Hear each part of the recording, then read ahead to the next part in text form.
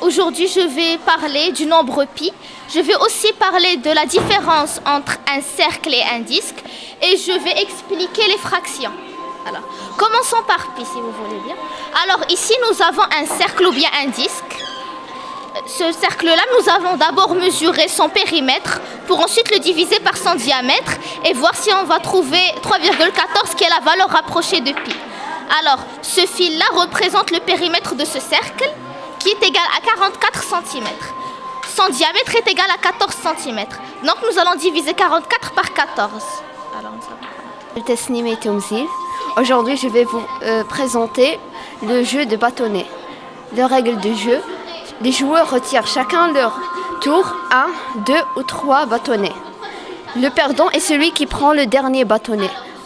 Par exemple, si je prends 3, si on joue et il reste juste un bâtonnet, celui qui le prend est le perdant. Je m'appelle Medjel Khdar. Aujourd'hui, on va présenter ce jeu.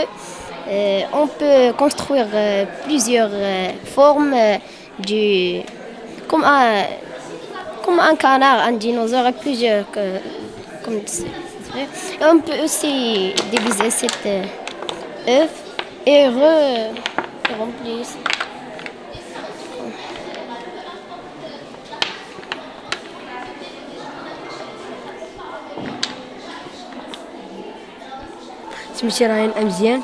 Ici, on a des formes géométriques avec le tangram. On peut faire des formes des animaux, des alphabets ou bien des nombres. Comme si ici, on peut faire un chien avec ces formes. Ce sens, on dit que ce rectangle, la translation de ce rectangle par rapport à ce sens et ce rectangle. Puis on a la symétrie. On a ce axe de symétrie. On dit que ce triangle, la symétrie de ce triangle, par rapport à ce axe de symétrie et ce triangle, en respectant les lois de la symétrie, qui sont que la loi respecte et conserve les distances et les angles et la forme du figure. Puis on a une autre symétrie, mais l'axe de symétrie elle est incliné. نو انا سميت اخلاص كبيري كنقرا في الثانيه اعدادي في جروب بونوني سكولير. هنايا هذا هو الجدول ديال الضرب تيسهل عليك الحفظ ديال الضرب. مثلا واحد في واحد هي واحد، جوج في ثلاثه النقطه اللي كيلتقيو فيها كتحط فيه واحد الكره، من بعد تعمر الفراغات تلقاها انها 6. 4 مثلا في 5 النقطه اللي كيلتقيو فيها هي هذه كتحط فيها كره ومن بعد تعمر الفراغات. étudiant dans le groupe scolaire Bouloni, deuxième année collège. دونك انا عندي هنايا بزاف ديال المجسمات وطريقه النشر ديالهم، يعني كيفاش كانوا قبل ومن بعد منها زعما ملي استعملنا تقنيه الطي ودرنا ديك لوبيراسيون كيفاش ولاو عندنا. بالنسبه لهذا المجسم هذا اللي عنده اوجه مثلثه، ها هو النشر ديالو. نفس الشيء هنا غادي ندخلوا في لو دومين ديال ليدوكاسيون انفيرونمونتال، التربيه البيئيه، حيت درنا هذا بالغوسيكلاج ديال لي باي. عندنا هنايا هذا المجسم هذا عنده اوجه خماسيه، ها هو كيفاش كان النشر ديالو. من بعد منها ملي استعملنا تقنيه الطي عطانا هذاك المجسم. اسمي صوفيا أقشور، تلميذه في السنه الثانيه اعدادي، وهذا الرواق خاص بالانشطه التربويه والنوادي التي تمارسها المدرسه. لدينا نادي الشطرنج، وهو رياضة التي تهتم ببناء طرق التفكير الاستراتيجي كما تعزز قدرات ممارسيه على مواجهة مختلف المشكلات. مختبر اللغات وهو يضيف أحسن التقنيات وأحدث التقنيات السمعية البصرية، مستعملا تقنيات وإشراف الخبراء الكنديين لإيجاد طرق وأساليب تدريس اللغتين الإنجليزية والفرنسية. سميتي ملك معني في لا سيزيام اني بريمير. هذا الركن خاص بالطاقات المتجددة بحال الطاقة الشمسية والطاقة الريحية. والطاقة الشمسية عبارة عن ألواح شمسية.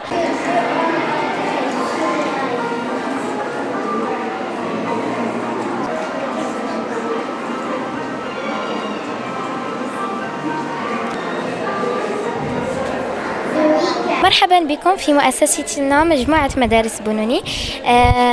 أقدم لكم نفسي. أنا كنزة المزودي، تلميذة في سادس ابتدائي. كنتواجد دابا في رواق التربية البيئية والتنمية المستدامة، حيث المشاريع المعروضة أمامكم هي إنتاجات تلاميذ بتأطير من الأستاذات. يسعدني أن تأتي عندنا الفنانة التشكيلية بتارودان، تأتي عندنا لهذه ورشة الرسم. أنا زيد عقري، أريد أن أقول لكم شيئا. نحن الآن في ورشة الرسم، وهذا اليوم الثاني من الأيام الثلاثة. الأبواب مفتوحة في مدرسة مجموعة مدارس بونوني. أريد أن أقدم لكم